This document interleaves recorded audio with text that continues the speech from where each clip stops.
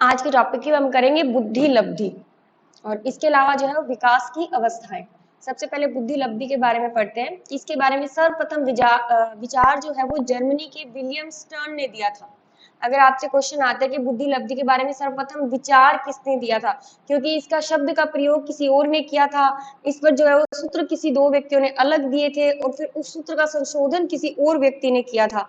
तो हर एक लाइन जो है वो अपने आप में इम्पोर्टेंट है। बुद्धि लब्धि के बारे में सर्वप्रथम विचार देने वाले वैज्ञानिक कौन थे? विलियम स्टर्न थे, जिन्होंने 1912 में इसका विचार दिया था।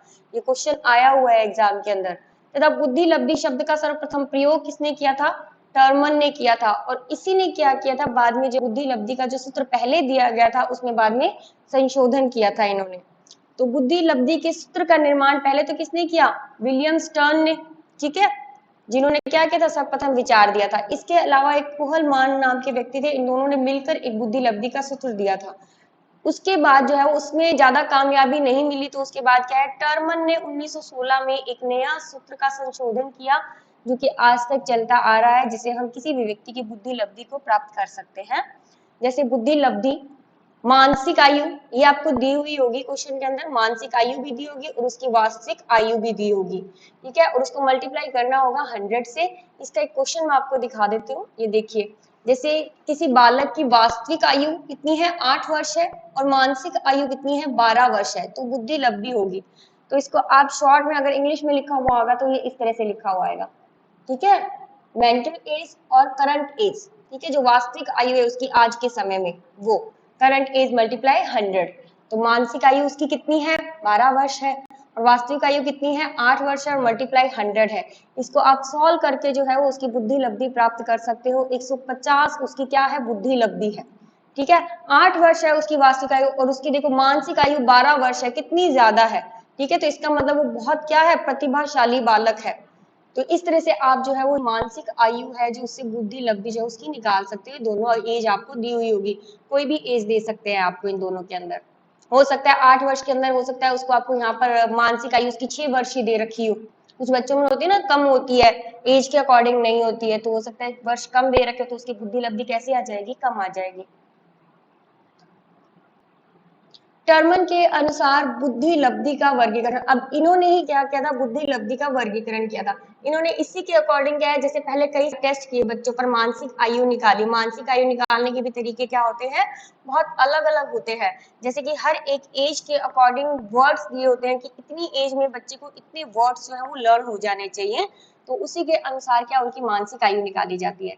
और मानसिक आयु और उसकी करंट एज हमें पता होती है, तो दोनों निकाल कर जो है उसकी बुद्धि लब्धि को प्राप्त कर सकते हैं। तो इसी प्रकार इन्होंने बहुत सारी रिसर्च करने के बाद जो है वो हर एक बच्चों के लिए बताया कि इस तरह के बच्चे जो है जिनकी बुद्धि लब्धि इतनी है तो वो प्रतिभाशाली है, ठीक है। तो हम ये देख लेते हैं कि ये तो सारी बुद्धि लब्धि दी गई है और इधर बुद्धि के प्रकार दिए गए हैं। तो अगर 140 से ऊपर है, जो क्वेश्चन हमने अभी किया था उसके अंदर 140 से ऊपर थी उसकी बुद्धि, तो वो क्या हो जाएगा? वो प्रतिभाशाली या मेधावी छात्र होते हैं, जिनको कुछ भी अगर आपने एक बार में बता दिया तो वो उनको हमेशा याद रहता है, ठीक है। बहुत जल्दी कैचिंग पावर बहुत अच्छी होती है उनकी। इसके अलावा 125 से 40 है तो ये भी अति उच्च बुद्धि होते हैं। ये वाले तो आपको फिर भी मिल जाते हैं, 125 से 140 और 110 से 125। जो 140 से ऊपर होते हैं ना वो होते हैं जीनियस, ठीक है। जैसे हमारे कई वैज्ञानिक होते हैं तो वो क्या होते हैं? वो जीनियस होते हैं, उनकी बुद्धि लब्धि 140 से ऊपर होती है। जैसे आइंस्टाइन थे तो उनकी बुद्धि लब्धि 140 से भी ऊपर थी। तो 125 से 140 के बीच में कौन से आएंगे? अति उच्च बुद्धि। जैसे आपकी क्लास के अंदर कुछ बच्चे होते हैं जो बिल्कुल सामान्य में आते हैं, मोस्टली सामान्य में आते हैं 90 से 110 के बीच में, ठीक है। उसके अंदर से 5% ऐसे होंगे जो उच्च बुद्धि में आएंगे और केवल 2% ऐसे होंगे जो क्या आएंगे? अति उच्च बुद्धि में आएंगे, जो हमेशा क्या आते हैं क्लास में? फर्स्ट और सेकंड आते हैं। तो वो कौन से होंगे? वो अति उच्च बुद्धि वाले होते हैं। फिर उच्च बुद्धि में क्या है? 110 से 125। तो आपसे पूछा जाएगा उच्च बुद्धि में बुद्धि लब्धि कितनी होती है, या 110 से 125 बुद्धि लब्धि के बालक क्या कहलाते हैं? वो कहलाएंगे उच्च बुद्धि, ठीक है। 90 से 110 सामान्य, ये क्वेश्चन आया हुआ है एग्जाम में, 90 से 110 के बीच के बालक क्या कहलाते हैं? वो सामान्य बालक होते हैं। 80 से 90 के मंद बुद्धि, यानी कि उनको समझ तो आता है लेकिन बहुत धीरे समझ में आता है, कई बार उनको बात कही जाती है तब उनको जाकर समझ आता है। फिर 70 से 80 है क्षीण बुद्धि, इनको हो सकता है इनको 4-5 बार बताकर समझ आ जाए, लेकिन इनको याद नहीं रहता। फिर 50 से 70 मूर्ख, जो बिल्कुल ही नहीं समझते हैं, ठीक है, उनको चाहे कितना ही समझा दो उन्हें कोई समझ में नहीं आएगा।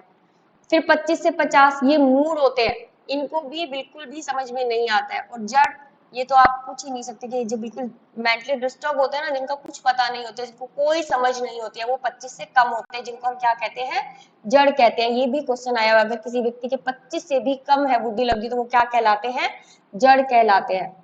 ये आपको सारे के सारे अच्छे से याद करने हैं, क्योंकि इन पे क्वेश्चन आए हुए हैं एग्जाम के अंदर। नेक्स्ट है, सबसे पहला व्यक्तिक बुद्धि परीक्षण बिने तथा साइमन के द्वारा कहा जाता है। ये भी क्वेश्चन आया हुआ है एग्जाम के अंदर कि सबसे पहले व्यक्तिक बुद्धि का परीक्षण करने वाले व्यक्ति कौन थे, बिने तथा साइमन थे। ठीक है, बुद्धि का परीक्षण करने वाले, ठीक है, बुद्धि लब्धि नहीं, बुद्धि परीक्षण करने वाले। अब बुद्धि परीक्षण के अंदर वही मैंने आपको बताया ना, मानसिक आयु उसकी निकालना, तो उसका परीक्षण करने वाले व्यक्ति कौन थे, बिने व साइमन थे। इसके अलावा देखो और भी बहुत सारे मनोवैज्ञानिक थे, जैसे एक आता है हरमन रोशा का नाम आता है। हरमन रोशा का नाम जो है वो इसके अंदर तो मैंने नहीं दे रखा है, क्योंकि वो बहुत छोटे बच्चों के लिए किया जाता है। तो इसके अलावा हरमन रोशा थे, तो उनके अकॉर्डिंग जैसे बहुत छोटे बच्चे जो होते हैं उनके अकॉर्डिंग जो है वो उसको यूज किया जाता है। उसके अंदर क्या है, उन्होंने जैसे 10 से कार्ड दिए थे, जिनमें क्या है, मतलब बहुत सारी इंक डाली हुई है, अलग अलग तरह के, जैसे उसके अंदर शेप्स बन रही है, जो जैसी शेप उसको देखकर बताता है वो उसी के अकॉर्डिंग उसकी जो है वो बुद्धि का परीक्षण करते हैं। तो हरमन रोशा ने उस तरह से किया था। इसी तरह से बिने और साइमन थे, इनके सबके अलग अलग तरीके हैं जिनके अकॉर्डिंग इन्होंने व्यक्तित्व बुद्धि का परीक्षण किया था। अब देखो, सामूहिक बुद्धि परीक्षण का सिद्धांत 1662 में प्रयाग मेहता ने किया था। फिर सामूहिक मानसिक योग्यता यानी कि बुद्धि लब्धि, उसका परीक्षण किया था 1661 में आर के टंडन के द्वारा किया गया था। ये जो सामूहिक बुद्धि परीक्षण है, ये सब जो है वो वर्ल्ड वॉर के समय भी किए गए थे। फिर इसके बाद देखो, ये क्वेश्चन मैंने आपको भी बता ही दिया था। फिर देखो, ईएल थॉर्नडाइक, इनका नाम तो अपन शुरू से पढ़ते आ रहे हैं, जब से अपन ने पेडागोजी पढ़ी है। तो इन्होंने भी बुद्धि के प्रकार दिए थे, जिनमें इनके कौन से है, एक तो सामाजिक बुद्धि है, एक अमूर्त बुद्धि है और एक मूर्त बुद्धि है। इनके अनुसार बुद्धि 3 तरह की होती है। सामाजिक बुद्धि, जिनके सामाजिक संबंध अच्छे होंगे उनकी सामाजिक बुद्धि बहुत अच्छी होगी। ठीक है, अपन देखते हैं कि हाँ ये समाज को लेकर चल रहा है, तो उनकी क्या होगी, वो सामाजिक बुद्धि होगी। उसी के अकॉर्डिंग अपन चलते हैं। जो समाज के जितने ज्यादा खिलाफ जाता है, अपन कह सकते हैं कि उनकी बुद्धि क्या है, समाज से रिलेटेड है, वो अलग ही बुद्धि लेकर चलते हैं, वो सामाजिक बुद्धि होगी। अमूर्त बुद्धि, अमूर्त बुद्धि होती है कलाकार है, कहानीकार है, जो कल्पनाएं करते हैं। ठीक है, कल्पनाओं के अकॉर्डिंग जो है वो अपनी आर्ट को क्या करते हैं, डेवलप करते हैं, तो वो अमूर्त बुद्धि होती है। जैसे कई तरह के कलाकार होते हैं, पेंटर होते हैं, वो क्या करते हैं, अपनी बुद्धि का प्रयोग करके बिना देखे किसी भी चीज को दिमाग में इमेजिन करके जो है वो क्या करते हैं, कलाकारियां करते हैं। कहानी है, कहानीकार भी तो ऐसे ही करते हैं ना, उनके दिमाग में अलग अलग तरह की चीजें चलती है जिसकी वजह से वो कहानियां लिख लेते हैं। तो आपने देखा होगा जो हाथों हाथ क्या करते हैं, पोएम बना लेते हैं, तो उनके अंदर क्या है, वो अमूर्त बुद्धि होती है उनके अंदर। जैसे नवजोत सिंह सिद्धू है, तो उनको सामने कहोगे हाथों हाथ वो क्या करते थे, शायरी बना लेते हैं ना, तो वो फिर पढ़कर थोड़ी ना आते हैं, हाथों हाथ क्या करते हैं, उस चीज को बना लेते हैं, क्योंकि उनके अंदर कौन सी बुद्धि है, अमूर्त बुद्धि है। ठीक है, ऐसे जो कलाकार है, कहानीकार है, संगीत बनाने वाले व्यक्ति होते हैं, ठीक है, तो उनको कोई नकल तो नहीं करते ना, वो अपने आप बनाते हैं उस चीज को। फिर मूर्त बुद्धि है, मूर्त बुद्धि में ज्यादातर प्रयोग होता है हस्तकलाओं का, यानी कि हाथ से बनी हुई चीजों का। जैसे मकान बनाने वाला व्यक्ति मिस्त्री ही क्यों नहीं है, तो उसके अंदर कैसी होती है, मूर्त बुद्धि होती है। इसके अलावा मूर्तिकार है, जो क्या कर रहा है, दिमाग में भी चल रहा है और उसके साथ साथ उसके हाथों की क्रिया भी चल रही है, लेकिन अमूर्त बुद्धि में हाथों की क्रिया तो चल ही नहीं रही है। ठीक है, मूर्त बुद्धि के अंदर जो है वो सबसे ज्यादा हाथों की कला में क्षमता होती है। कहते हैं ना कि हाथ का जो काम कर सकता है वो कभी भूखे नहीं मरता, तो हाथ कला के अंदर अधिक क्षमता होती है, जिसमें मूर्त बुद्धि होती है। ये 3 तरह की बुद्धि जो है वो थॉर्नडाइक ने दी थी। कुछ बालकों में अधिगम अक्षमता पाई जाती है, कुछ बालक होते हैं ना जो पढ़ नहीं सकते हैं, लिख नहीं सकते हैं। कुछ बच्चे ऐसे होते हैं, जैसे आपको एल दिया होगा ना अक्षर, तो वो उल्टा लिखेंगे उसको, उसको कितना ही समझा दो लेकिन वो लिखेगा उसको उल्टा ही। कई फिल्में भी बनी हुई है इनके ऊपर, जिनके अंदर बच्चे क्या करते हैं, उनको अक्षर जो होते हैं ना उनके घूमते रहते हैं दिमाग के अंदर, उनको समझ ही नहीं आता कि ये क्या है। डब्ल्यू को एम लिख देंगे, एम को डब्ल्यू लिख देंगे, वो दोनों उनको एक जैसे लगते हैं। ठीक है। तो इसी तरह की अलग अलग क्षमताएं होती हैं। मौखिक रूप से यानी कि बोलने में भी होती है, ठीक है। कई लोग क्या होते हैं, पूरी की पूरी क वाली लाइन है तो उसको च वाली लाइन बोलेंगे, ठीक है। र वाली लाइन है तो उसको वो स वाली लाइन बोलते हैं।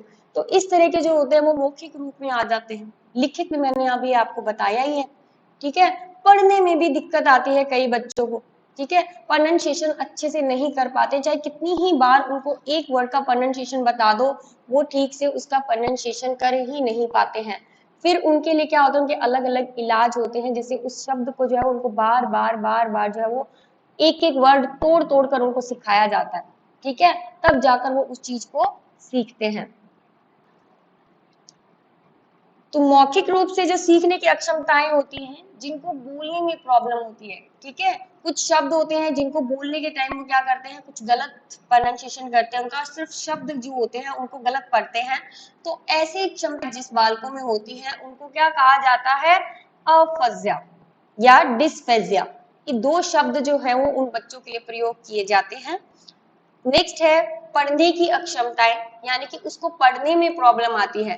जैसे रीडिंग करवाई जाती है बच्चे से, तो उसको या तो वो अक्षर सही नहीं समझ में आते हैं, तो उसको क्या होता है, उसको पढ़ने में दिक्कत आती है, ये क्या लिखा हुआ है। तो उस समय क्या होता है, ऐसी स्थिति को या ऐसी परिस्थिति को क्या कहा जाता है, एस्लेक्सिया या डिसलेक्सिया कहा जाता है। ये एग्जाम में क्वेश्चन आया हुआ है, पढ़ने की अक्षमताओं को क्या कहा जाता है।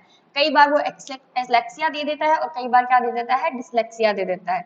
दोनों में से कोई भी वर्ड दे देता है आंसर में। फिर है लिखने की अक्षमताएं, ठीक है। लिखने की अक्षमताएं जिनको लिखने में प्रॉब्लम होती है, जैसे आपने फिल्म तारे जमीन पर देखी होगी, तो उसमें उस बच्चे को क्या थी, लिखने की प्रॉब्लम थी, उसको हर वर्ड उल्टे दिखते थे या वो उल्टे ही लिखता था उनको।